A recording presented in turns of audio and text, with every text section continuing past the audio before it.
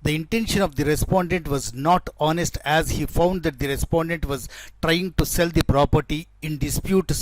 some other party at a much higher price. Having found that the respondent was not interested to execute the sale deed as agreed upon, he approached the respondent on 21st of June 2006 to execute the sale deed, when he also intimated the respondent that he was ready and willing to perform his part of the contract to execute the sale deed. The respondent refused to perform its part of the contract and informed that they would not execute the sale deed until and unless the appellant agreed to pay a higher sale consideration over and above what was agreed to between the parties. Having found that the respondent was trying to sell the property in dispute to a third party at a higher price, the appellant filed an application under Section 9 of the Act on 23rd of June 2006 before the City Civil Judge, Bangalore, for injunction restraining the respondent from alienating, altering or creating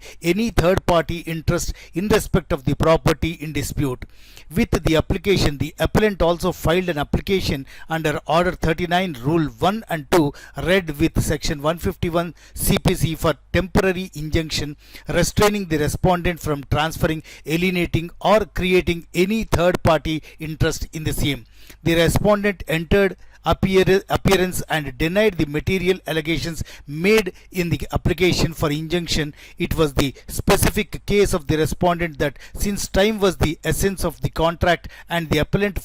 having failed to perform his part of the obligation of the contract, the respondent was not bound to execute the sale deed, and therefore the agreement for sale was cancelled by the respondent. The additional City Civil Judge, Bangalore, by his order dated 23rd of September 2006,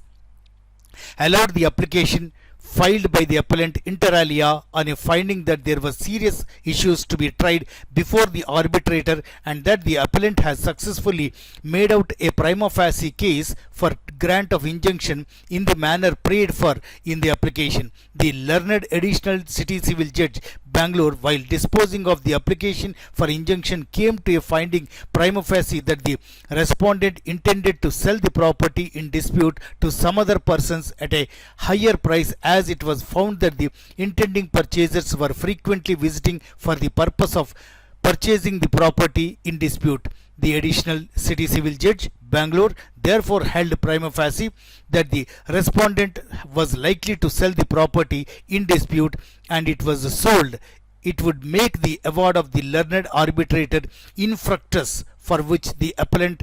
shall suffer irreparable loss and injury. Accordingly, upon the aforesaid findings, the additional City Civil Judge, Bangalore, disposed of the application for injunction, directing the parties to maintain status quo in the matter of transferring the alienating and creating any third party interest in respect of the property in dispute.